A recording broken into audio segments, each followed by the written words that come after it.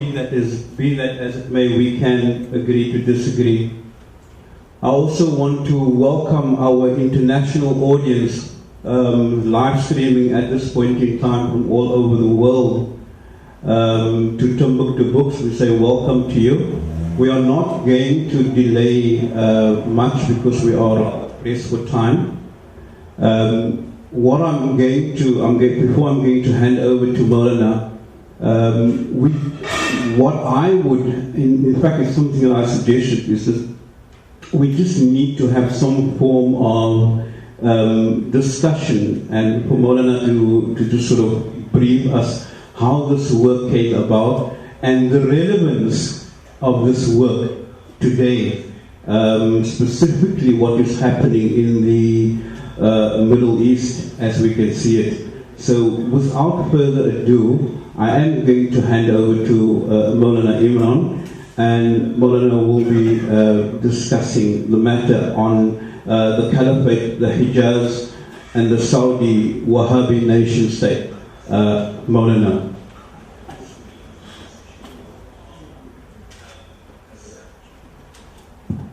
Alhamdulillah wa kafa, wa salatu wa salamu ala ibadihi alladhina istafa, خصوصا على أفضلهم وخاتم النبي محمد الأمين وعلى آله وصحبه أجمعين وبعد.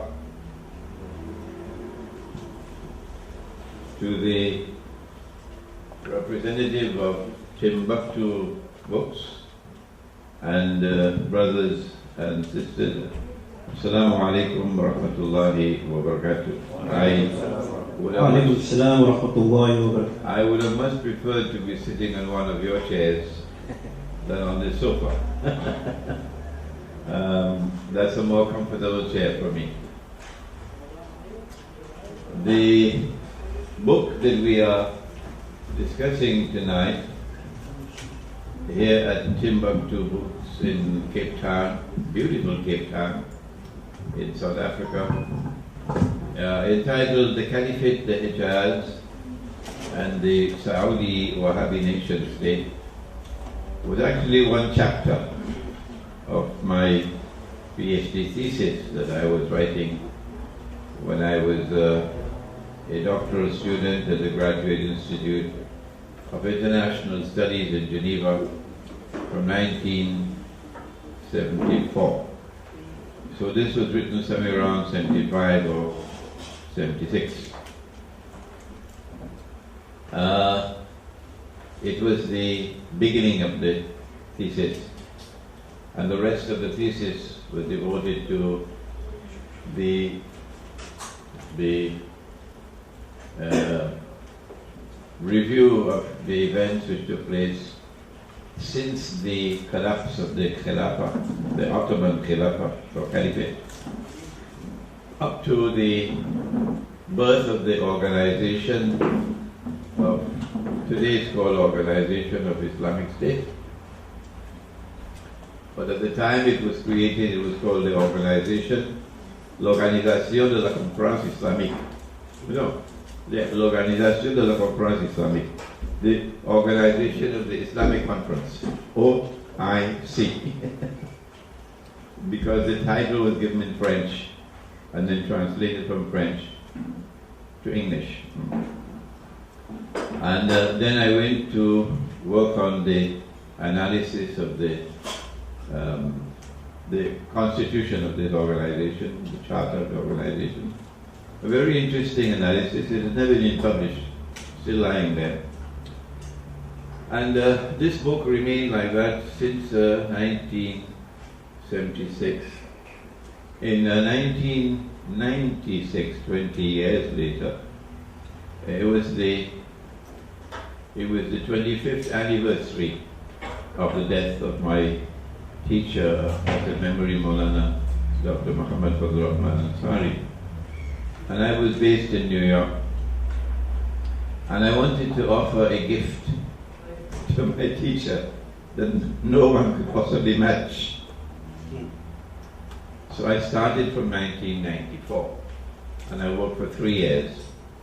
So in 1997, when his 25th that anniversary came, I was able to publish 6 books in what I call the Ansari Memorial Series, because he had published, in memory of his Sheikh, the Aleemiyah Memorial Series, and I wanted to follow in that noble tradition.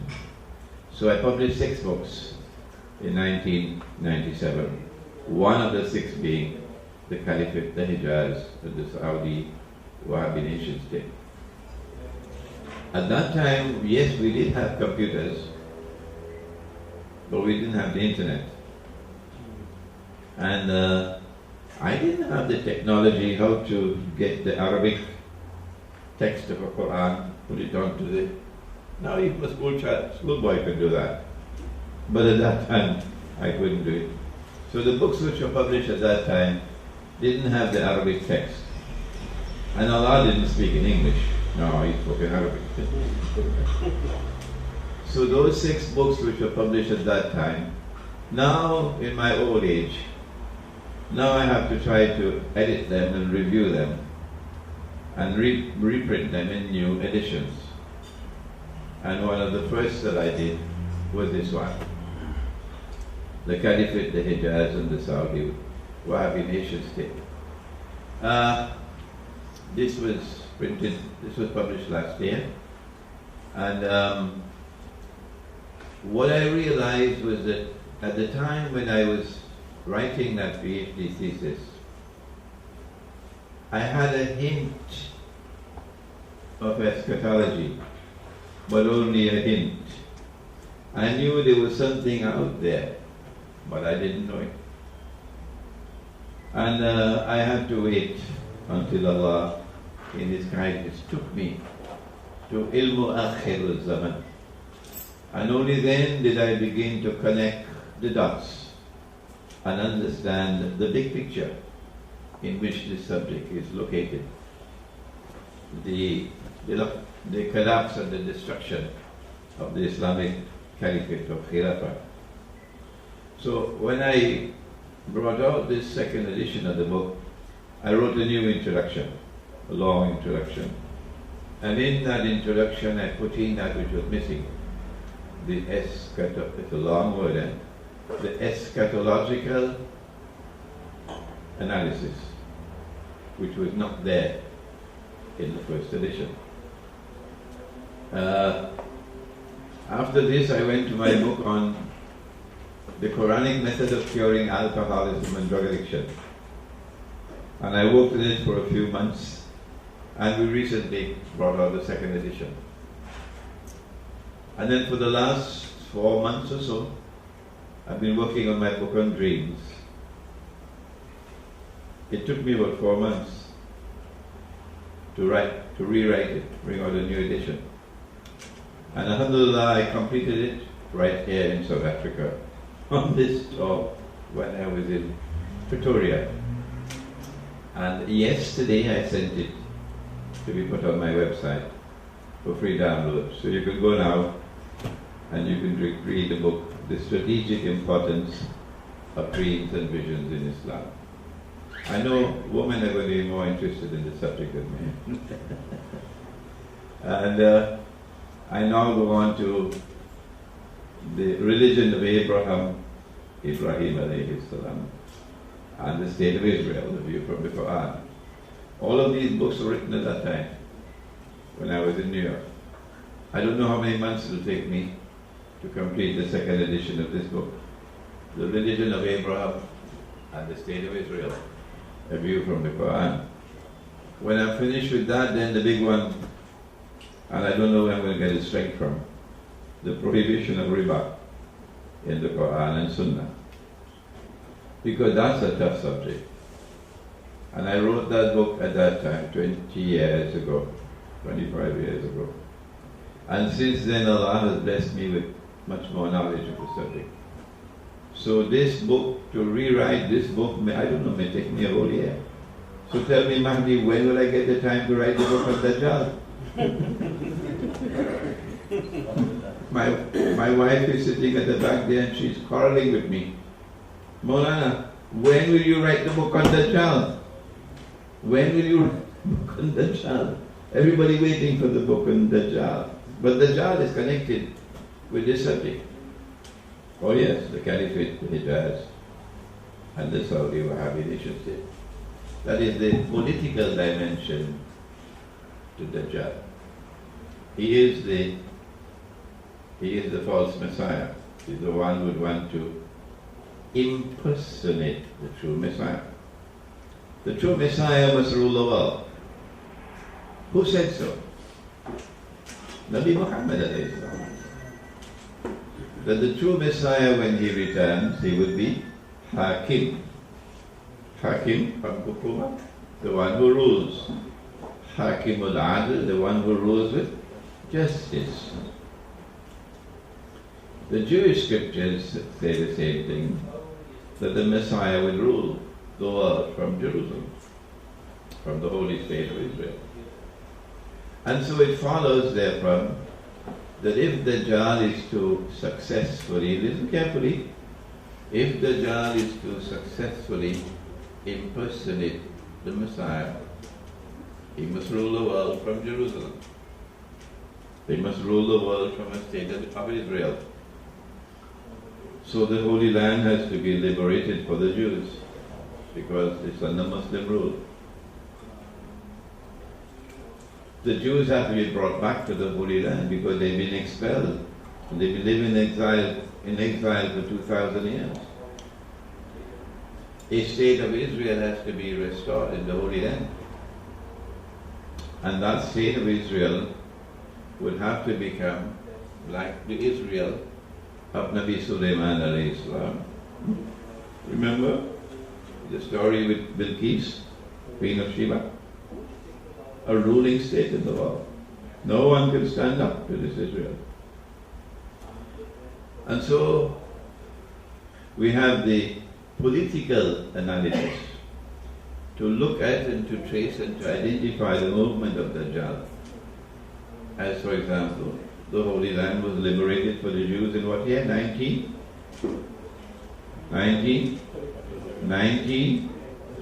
Timbuktu books, I'm not hearing you. 1917, British Army with Arabs fighting loyally under the British general with, to liberate the Holy Land, fighting the Turkish troops, the Ottomans, sorry. And then between 1917 and 1948, the Holy Land is under British rule. It's called a mandate conferred by the League of Nations. Dr. Muhammad Iqbal referred to it as the League of Thieves. And then in 1948, another milestone is achieved. A state of Israel is born in the Holy Land. When you connect the dots, then you understand what's happening. But when they said they wanted, all that they wanted was a home for a people who didn't have a home, the Jews. They were lying to their teeth. No. And they knew it. They didn't want a home for a people who didn't have a home. They wanted to create a state which would eventually rule the world. And after the state of Israel was created, it was protected by countless US vetoes in the Security Council of the United Nations. Until today, Israel is a superpower. And the Prime Minister of Israel, who at this time is, I believe, still in a coma, could boast. He could boast openly, we control the United States of America. That's what he said. Yeah. And no American president dares to challenge him. So in fact, Israel is already ruling the world from behind the parda, behind the hijab, min wara al-hijab. But Israel has to come out from behind the hijab and openly rule over the world. Before Dajjal could emerge as the ruler, ruling over Israel in Jerusalem, and then declaring I am the Messiah. Of course, he'd have to destroy Masjid al-Aqsa, perhaps with a convenient earthquake, and then rebuild the temple, and then claim to be the Messiah. Of course, he'd have to get rid of all the paper money, the bogus and fraudulent and utterly haram paper money. And one day, who knows? Who knows? One day, we might even have the ulama of Islam waking up. Who knows if they will ever wake up? We've been trying for a long time now to give the fatwa that the paper money is haram. Who knows? It might happen one day. I don't know. And in order for Dajjal to convince the Jews that he is indeed the true Messiah, Israel will have to use gold and silver coins as money. Huh? Is that so difficult to recognize and understand? And if Israel is to be the ruling state in the world, then she'll have to ensure that the rest of the world is using gold and silver coins as money. That's coming. But our subject is located in this thesis that you could not achieve any of these. You could not liberate the Holy Land for the Jews in 1917. You could not bring the Jews back to the Holy Land to reclaim it as their own. You could not restore a state of Israel in the Holy Land. And you could not get that Israel to grow to become the Israel that it is today if the world of Islam had a Khilafah. Not possible. And so the master plan has to be, what strategy can we adopt to dismantle the Khilafah? And the strategy was to first of all take the Khilafah or the Caliphate out of the Arab world. Take it out of the Arab world. And that's why out of the blue the Ottoman Empire emerged. Mysteriously out of the blue. And when the Ottoman Empire emerged with a mysterious power, they were able to expand and eventually to take the whole of the Hijaz and take Makkah and Medina and take over the Hajj. And then to claim the Khilafah. And so the Islamic Khilafah is now out of the Arab world, which is the heartland of Islam. Even our Salat is performed in Arabic. You can't perform Salat in Turkish, can you? Our Salat is performed in Arabic. The Blessed Quran is sent down in Arabic, not in English. There's no such thing as an English Quran. There's no such thing as a French Quran. There's only one Quran, it's in Arabic. So the Arabic language and the Arabic world are located in the heart of Islam. And if you can take the Khilafah out of the Arab world, then when the time comes, it will be easier for you to slice off the neck and make your zabiha. Is that so difficult to understand? That was the master plan. But to add some salt to the wound, the other major actor on the stage of the world who constituted a stumbling block to Dajjal's mission of achieving what he wants to achieve was that part of the Christian world which was remaining faithful to Christianity, namely the Orthodox Christian world. And the Orthodox Christian world had its capital in a city called What's the name? Constantinople. Nobody uses the name Constantinople anymore. No. It has been banned. Did you know that? The name Constantinople has been mysteriously banned. You cannot use it in Turkey. If you use it, you can be arrested. Why? It's good to ask questions, you know, sometimes. Because when you ask questions, you can get interesting answers. Rather than eating biryani and going home and sleep. And you see when the biryani has too much spices in it, you get heartburn. Which is what I have today. It's good to ask questions.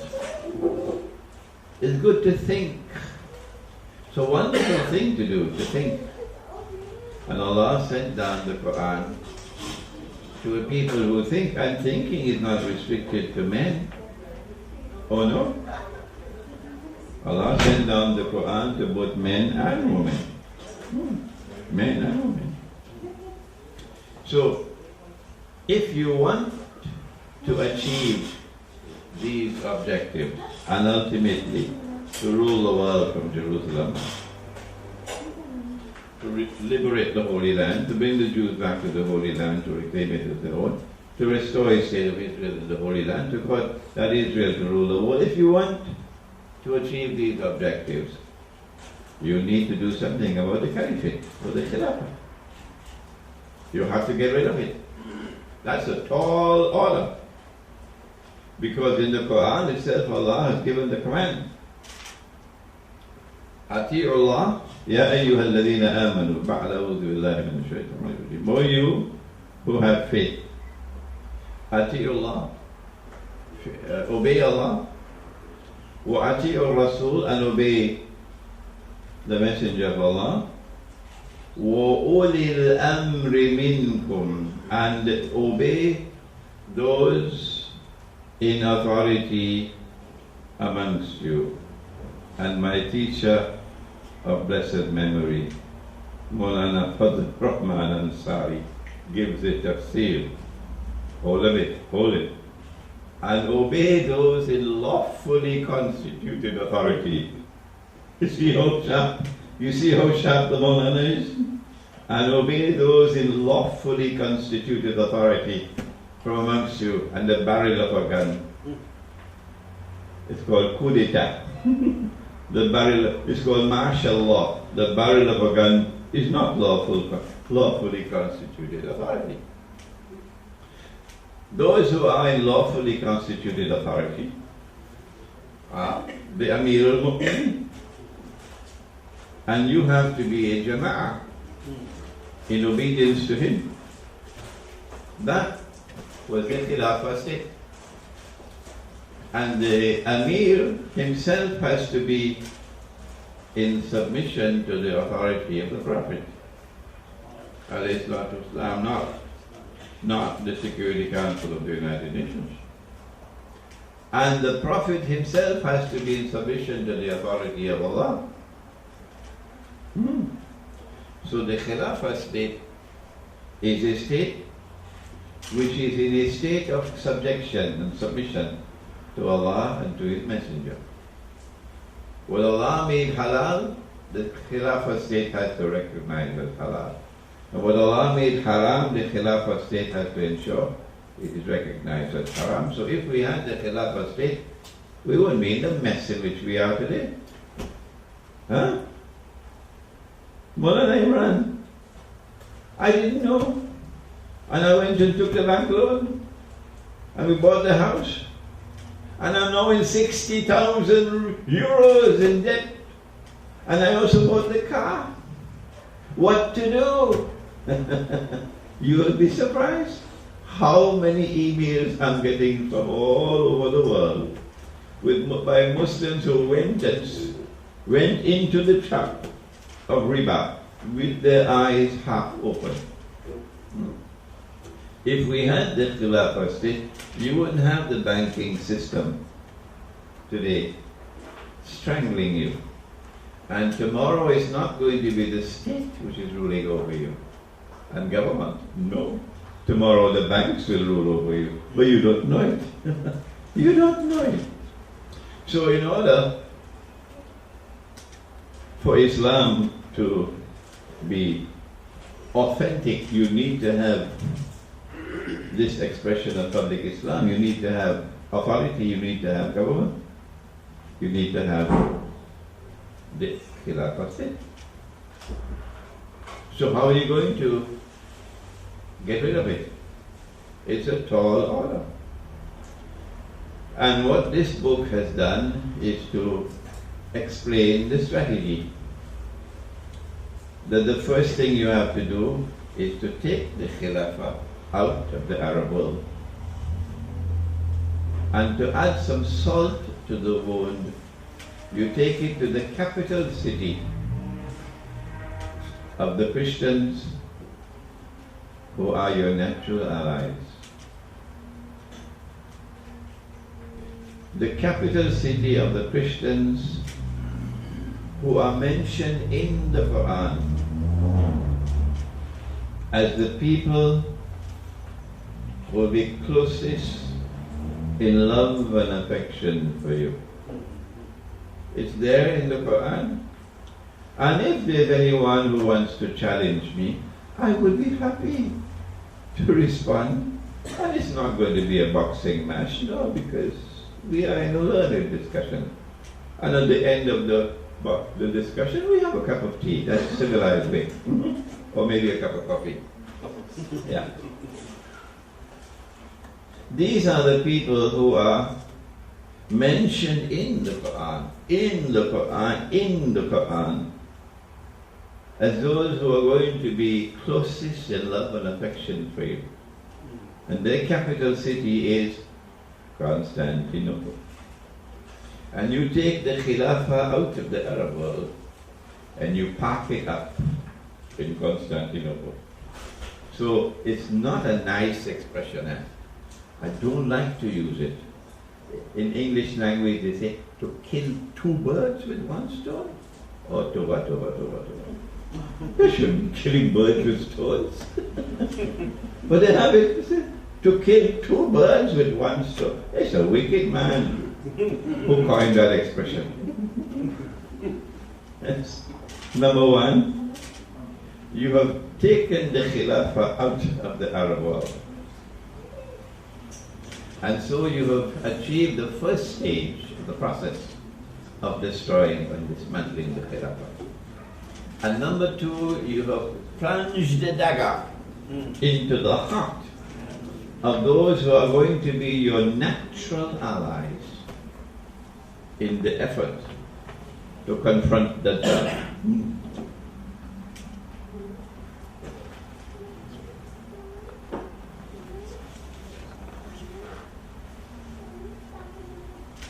The next step of the process was the story of this book.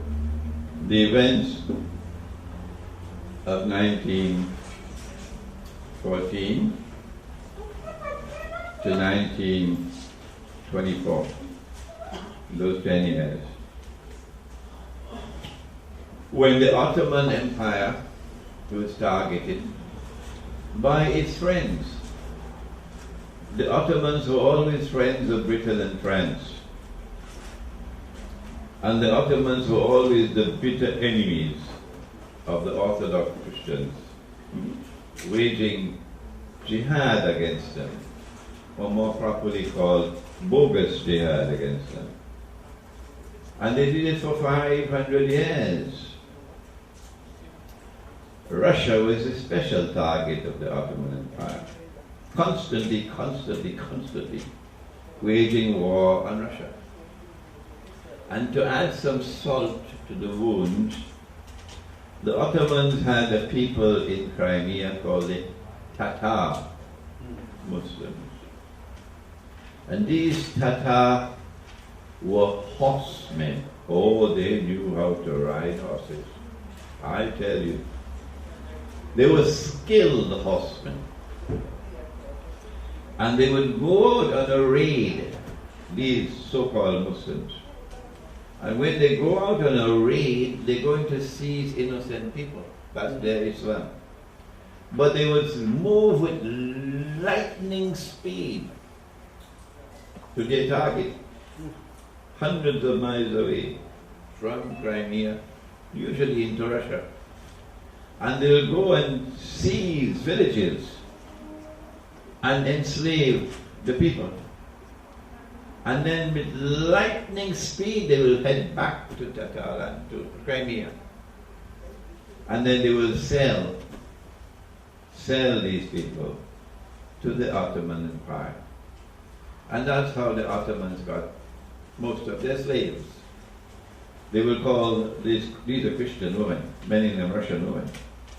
They will call them Milk al-Yamin. Milk al-Yamin. And the Ottoman sultans never married, no. So all of them had only half iman. Because as the Sheikh will tell you here, the Prophet said, and nikahu nisful iman. The marriage is half of a faith.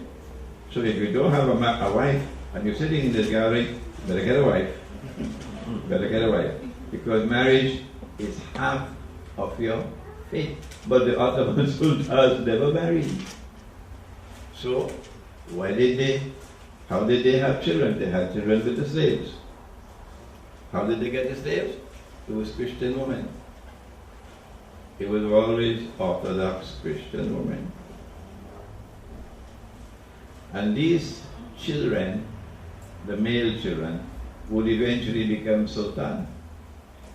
So when the Ottoman Empire launches a jihad against the Christian people, it's the son of your own daughter, a Christian woman. Her son is waging war on you. So that is adding salt to the wound. In addition to that, when they would defeat the Christian people, the terms for a ceasefire would be that they'd have to pay a tribute called anfal every year. But in addition to that, they had to hand over a certain number of Christian boys. Is this Islam? Where did this Islam come from? Mars or Venus? Hand over a certain number of Christian boys.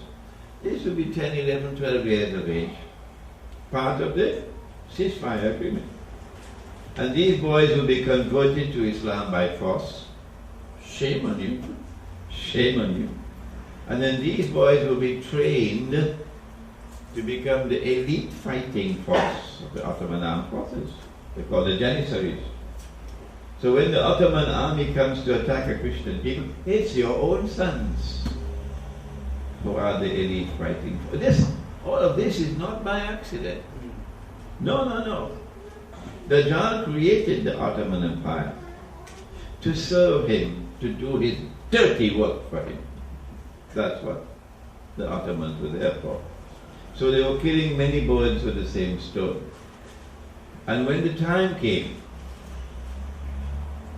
the British and the French abandoned the Ottoman Empire. They checkmated the Ottoman Empire. When they were ready to take the Holy Land from the Ottoman Empire, they simply discarded the Ottoman Empire. And what they did, very cleverly, in order to ensure that the Ottomans cannot come and knock on the door of London or Paris to ask to become your allies, Britain and France made an alliance with Russia. That was brilliant on their part. It was 1909.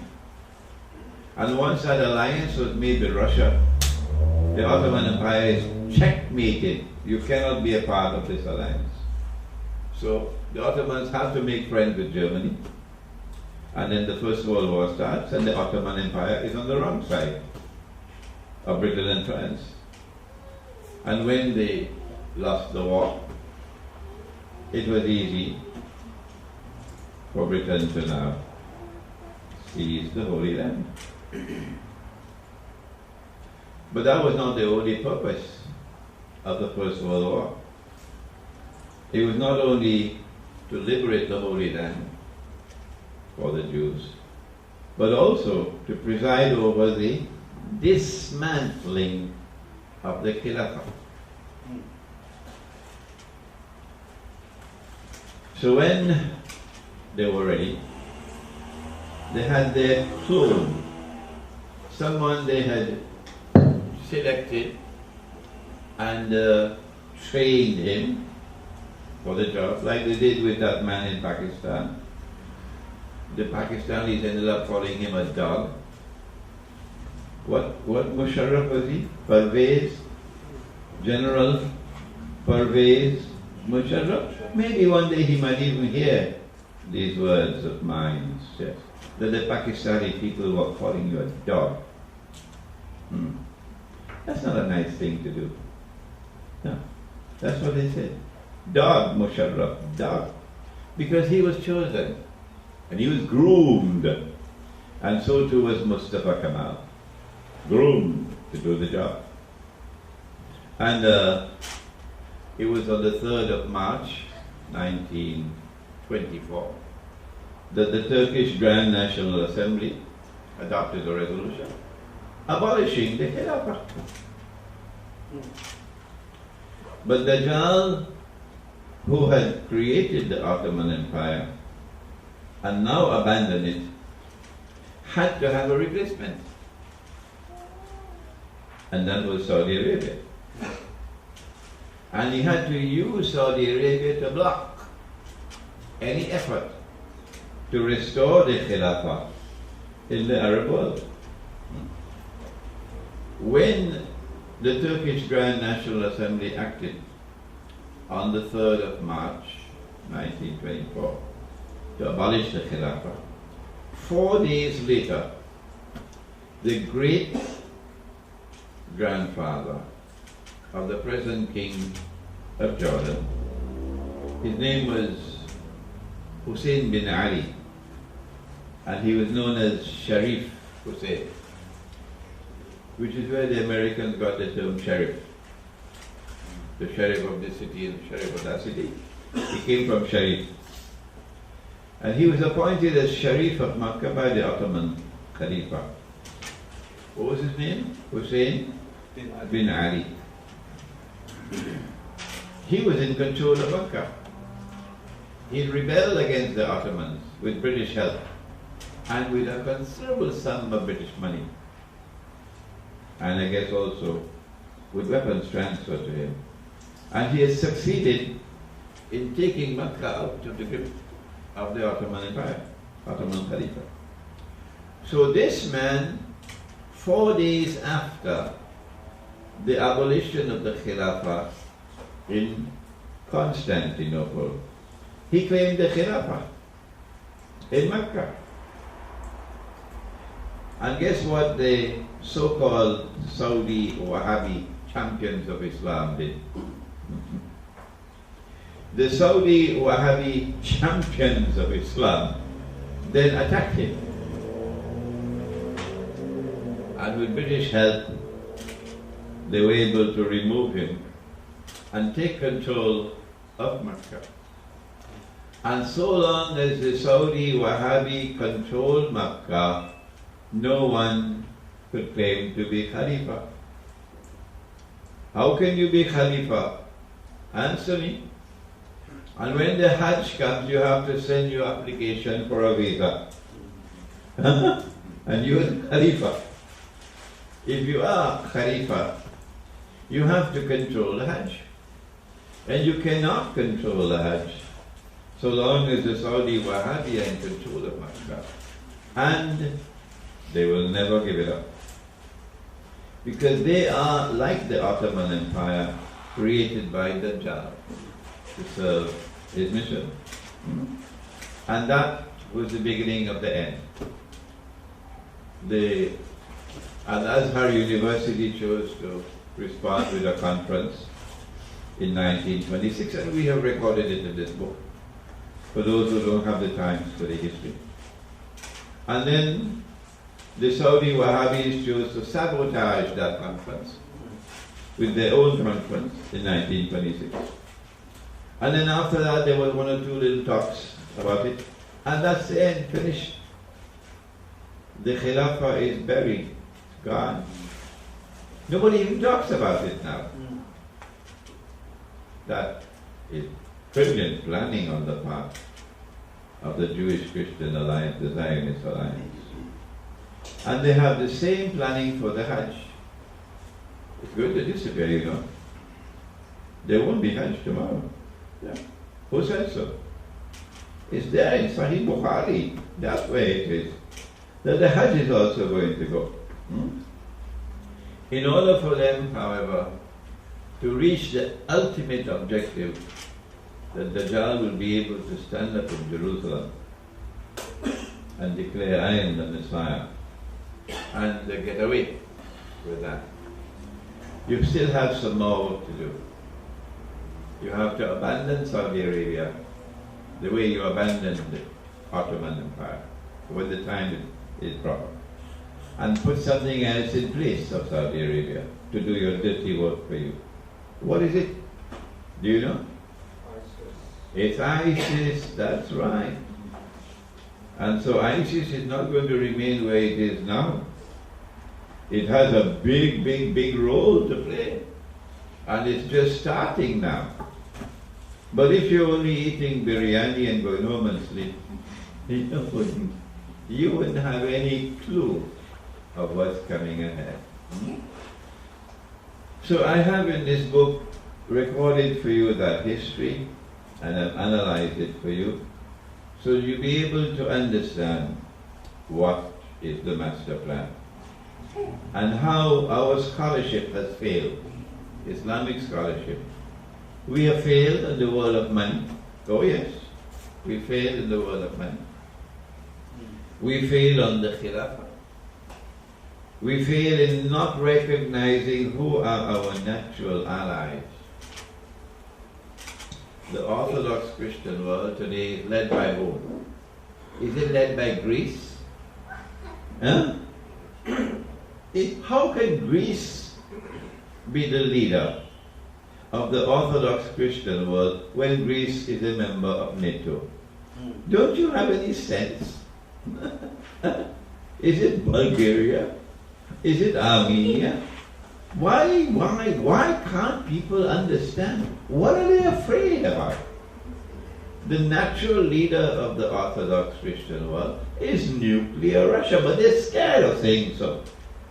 They've been so brainwashed, over centuries of brainwashing. You know, thank Allah that I was born in that beautiful island of Trinidad in the Caribbean. Sheikh Ali Mustafa was born in Suriname in the South American mainland, not far from me. So being born in the Caribbean, the beautiful islands of the Caribbean, the mind was able to develop free from all the baggage, free from all the baggage of the centuries, and to turn and study history with a fresh, virgin mind. This is what we need today.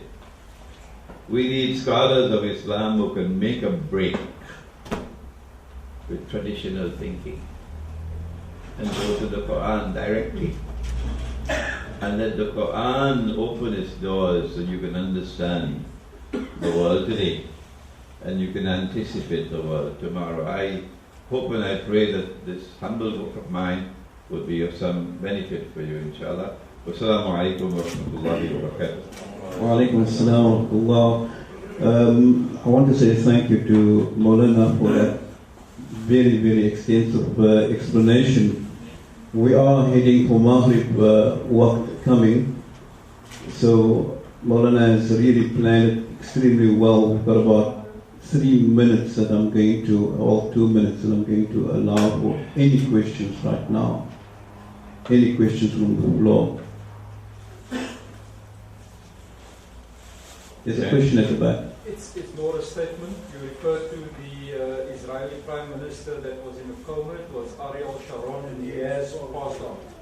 So, yes. But he was in a coma for quite a long time. Yes, it is Ariel Sharon who said, we control the United States of America. Yeah. Any other comment or question? Anyway, from the floor? Well, there's a question on that. Orthodox Christians of Russia. Can Maulana explain the fact that there is some conflict with regards to the beliefs of Christianity? Isn't the fact that the alliance with the Christians would be the Christians who believe in Isa as a prophet and not as the Son of God?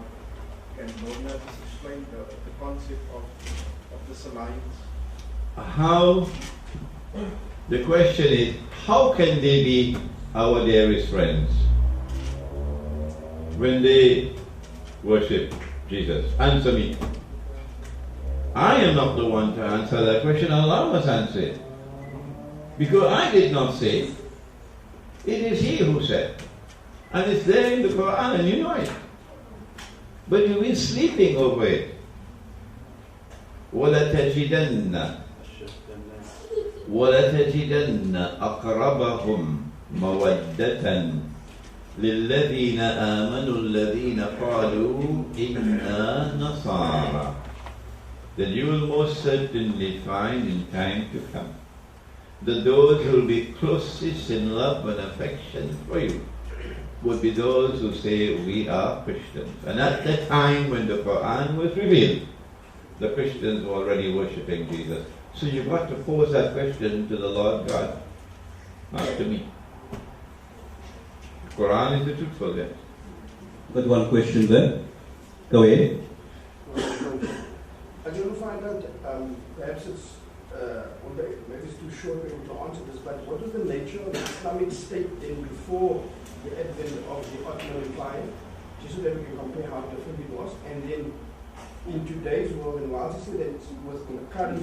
Oh, you're asking two questions in one. yeah, that's what we're doing. You're killing two birds with one stone. Oh, no. Because if you are to re-establish that, how does one then do that? Yeah. And how it's a hopeless task. An absolutely hopeless task. When we cannot even get rid of the bogus and fraudulent and utterly haram paper money, which even a schoolboy, just a schoolboy could recognize, with elementary study of the subject, would recognize.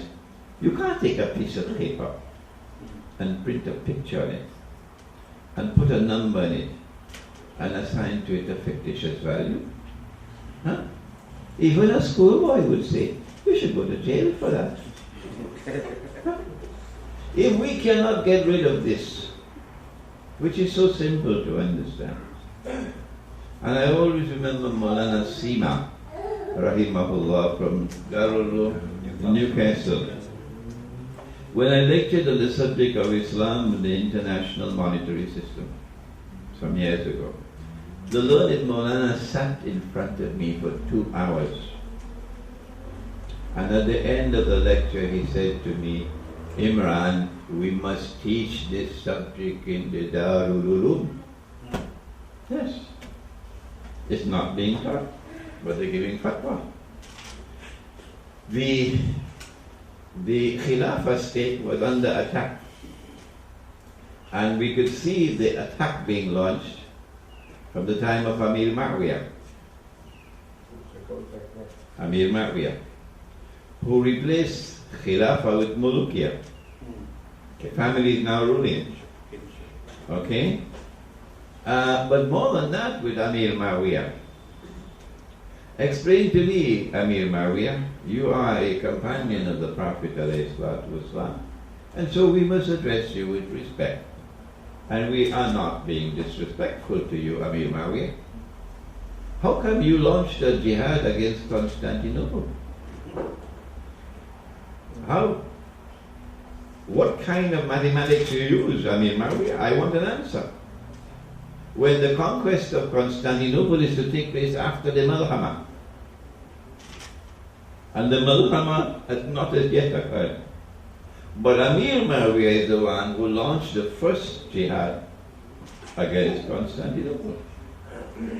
And then we are told that Abu Ayyub al-Ansari, rahimahullah, radiallahu ta'ala anhu, we are told that he died and he was buried outside the walls They buried him secretly, so that if ever we conquer Constantinople, we can take out his grave and he'll be buried. I want the proof of that. I'm looking forward to see the proof of that on Judgment Day. Because this seems to me sinister, that you're setting this precedent for a lifelong struggle against Orthodox Christianity, when Allah has told us these are your natural allies. And if that alliance is going to come into being, you can't stop it. And the Bosnians can't stop it, the Albanians can't stop it, and the people of Chechnya and Dagestan cannot stop it. No, no one can stop it. If Allah has ordained that this alliance is today, and guess who is in alliance with them now? Every day the alliance is being formulated strong. It's Iran. And where is the Sunni world? Eating biryani and going to sleep. That's where the Sunni world is today.